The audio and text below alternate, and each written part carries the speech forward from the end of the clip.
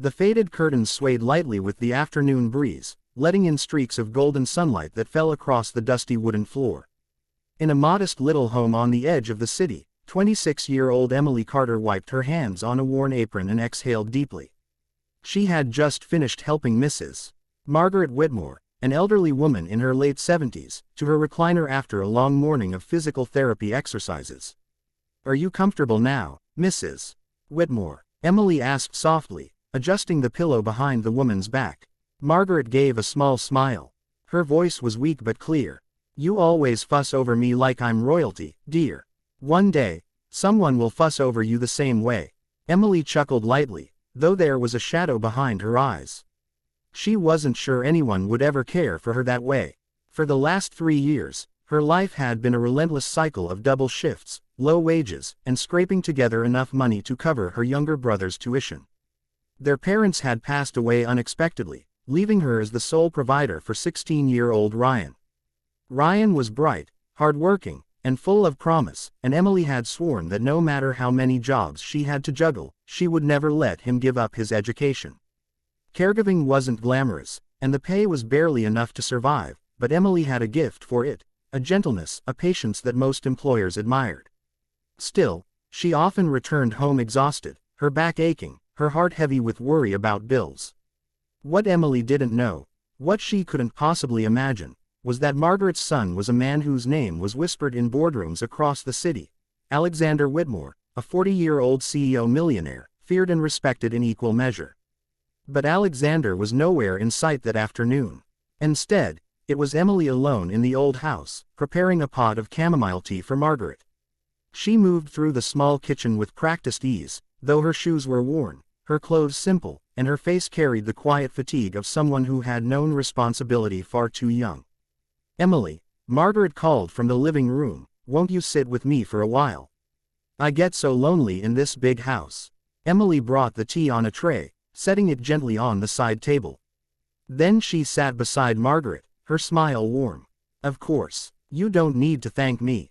That's what I'm here for." But Margaret shook her head.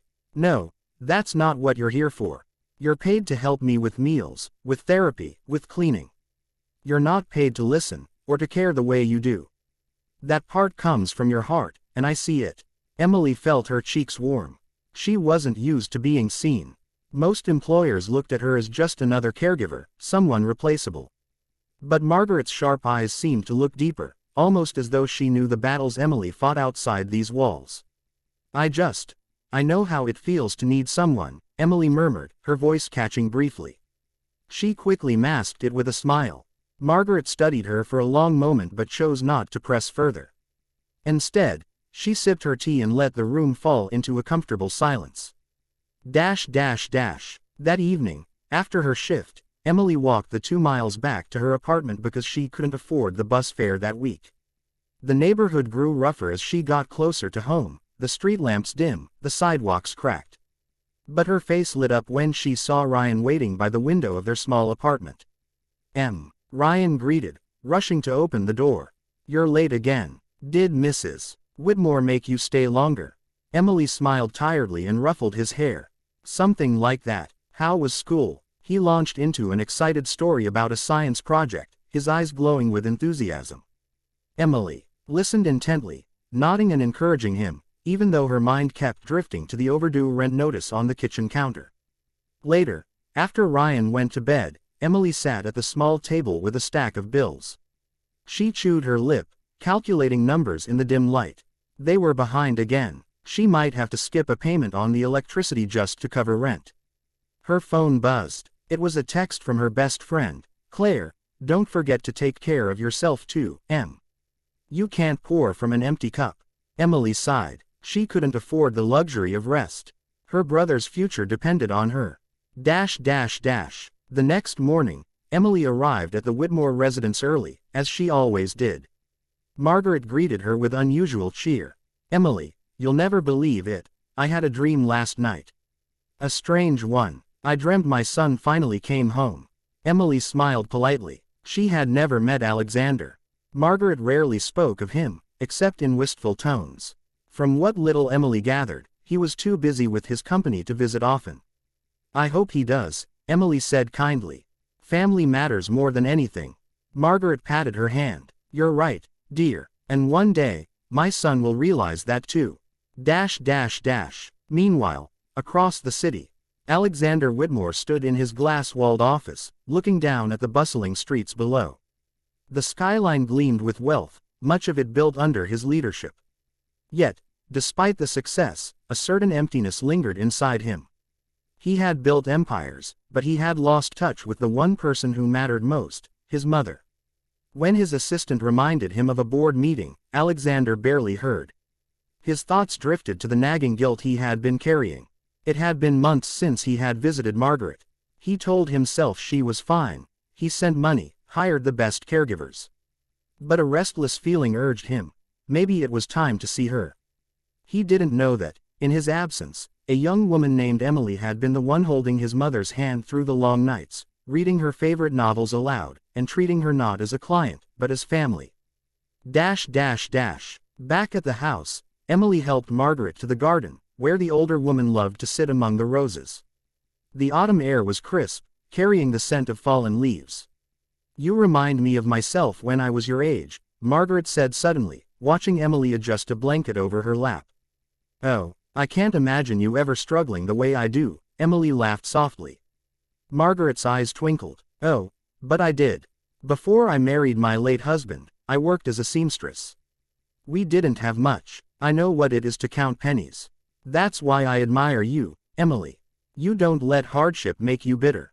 You love anyway. Emily blinked rapidly, holding back tears. She rarely allowed herself to cry. Tears wouldn't pay the rent.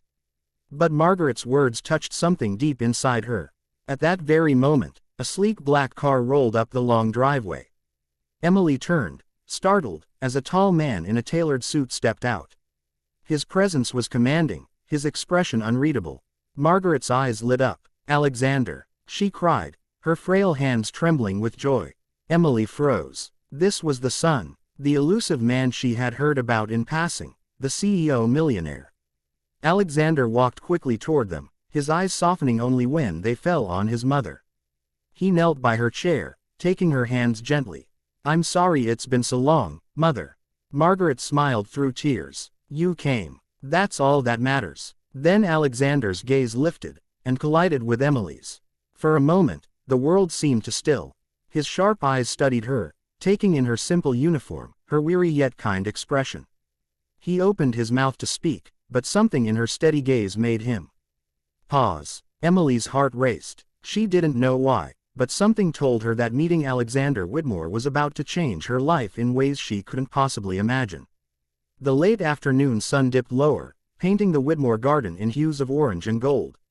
Emily still stood near Margaret's chair, hands folded nervously, as Alexander's penetrating gaze lingered on her.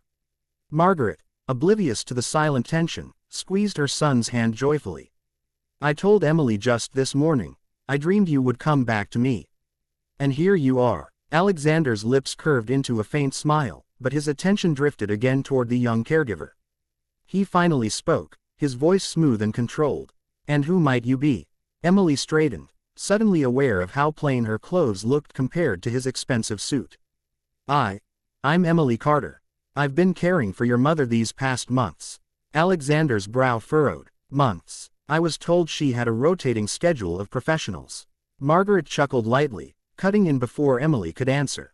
She's not just another professional, Alexander. She's been my rock. Emily flushed at the compliment but stayed quiet, sensing Alexander's scrutiny. He nodded curtly, masking whatever thoughts swirled behind his dark eyes. Very well, he said. Thank you for your dedication. The way he spoke, polite but distant, made Emily's chest tighten. She had met plenty of wealthy people who saw caregivers as little more than servants. She wouldn't let his attitude rattle her. Margaret mattered most. A tense dinner. That evening, Alexander insisted on joining his mother for dinner. Emily, as usual, prepared the meal, simple roasted chicken with vegetables. She laid out the table carefully, but her hands trembled when she felt Alexander's eyes following her every move. Throughout the meal, Margaret chattered happily, bridging the years of silence with stories. Did you know, Alexander, that Emily reads to me every night? She brings life into this house. Alexander gave a tight smile. I see. Emily, trying to avoid his gaze, focused on cutting Margaret's food into small, manageable bites. But at one point, she caught him staring directly at her hands. His expression wasn't cruel, but it was calculating, like a man piecing together a puzzle. Finally, he spoke. Tell me, Miss Carter. Why this work? Surely you could find something easier. Emily swallowed, taken aback by the bluntness. I suppose I have a knack for it. And I need the income. His eyes narrowed slightly. Need? For what, Alexander? Margaret snapped gently. Don't interrogate the poor girl. Emily gave a small, reassuring smile to Margaret. It's all right. I'm caring for my younger brother. He's still in school, and I promised I'd support him. For the first time, Alexander's eyes softened, though just barely. He didn't reply, but Emily noticed he seemed to study her more intently after that. An unexpected conversation. Later that night, after Margaret was safely tucked into bed, Emily gathered her things to leave. As she reached the door, a voice stopped her. Miss Carter. She turned. Alexander leaned against the doorway of his mother's study, arms crossed. In the dim light, his expression was unreadable. I need to know, he said slowly, are you here because you care for my mother, or because you see an opportunity? Emily stiffened, hurt flashing across her face. I beg your pardon. You wouldn't be the first to take advantage, he continued, his tone even. My mother is wealthy, vulnerable. People circle her like vultures. Emily's voice shook, but with quiet fury. With all due respect, Mr. Whitmore, if I were after money, I wouldn't be walking 2 miles home every night because I can't afford bus fare. I wouldn't be eating toast for dinner so my brother has enough. I care for your mother because she deserves kindness. Nothing more, nothing less. Her words hung in the silence between them. For the first time, Alexander seemed taken aback. His sharp composure wavered, if only slightly. Finally, he said, I'll be watching you. Emily lifted her chin. You can watch all you want. You'll see the truth. And with that, she left, her heart pounding. Days of observation. Over the next week, Alexander extended his stay. To Margaret, it was a joyous reunion. To Emily, it was a trial by fire. Wherever she turned, Alexander's eyes were there, observing, measuring, silently judging. He watched her help Margaret with therapy, listened as she read aloud, saw the tenderness with which she brushed Margaret's hair and tucked her blankets. One afternoon, Margaret fell asleep in the recliner while Emily hummed softly beside her. Alexander stood quietly in the doorway, unseen. His jaw tightened, not with suspicion this time, but with something else. Confusion, maybe even admiration. Still, his guarded nature wouldn't let him trust so easily. A glimpse of vulnerability. One evening, rain lashed against the windows as Emily prepared tea. Margaret had gone to bed early, leaving the house unusually quiet. Emily was startled to find Alexander sitting alone in the living room, staring into the fire. He spoke without looking at her. You remind me of someone I once knew. Someone who used to care without asking for anything back. It's rare. Emily hesitated, unsure how to respond. Everyone deserves compassion, Mr. Whitmore, even those who can't repay it. At that, Alexander finally looked at her. His gaze was intense, but softer than before.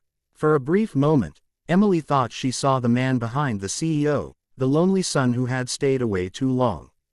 But before she could say more, he rose abruptly. Good night, Miss Carter. The invitation. The following morning, Alexander approached Emily with a surprising request. I want you to accompany us to the Whitmore Foundation Gala this weekend, he said. Emily blinked in shock. The gala? But I'm just a caregiver. My mother insists, Alexander replied smoothly, though there was something unreadable in his eyes. She says she won't attend unless you come. Emily tried to protest, but Margaret's delighted plea silenced her. Please, Emily, you've been my closest companion.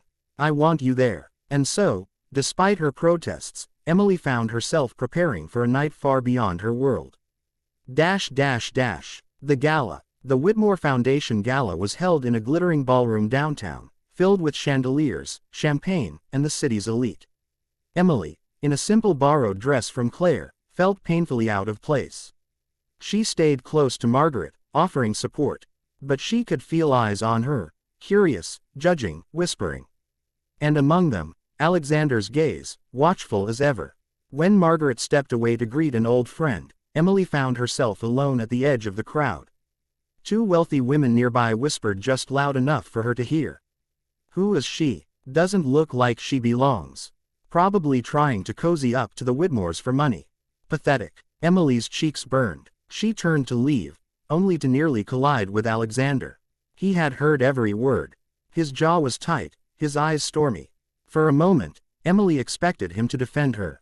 Instead, he only said, "Ignore them." But his tone held something heavier, something unspoken.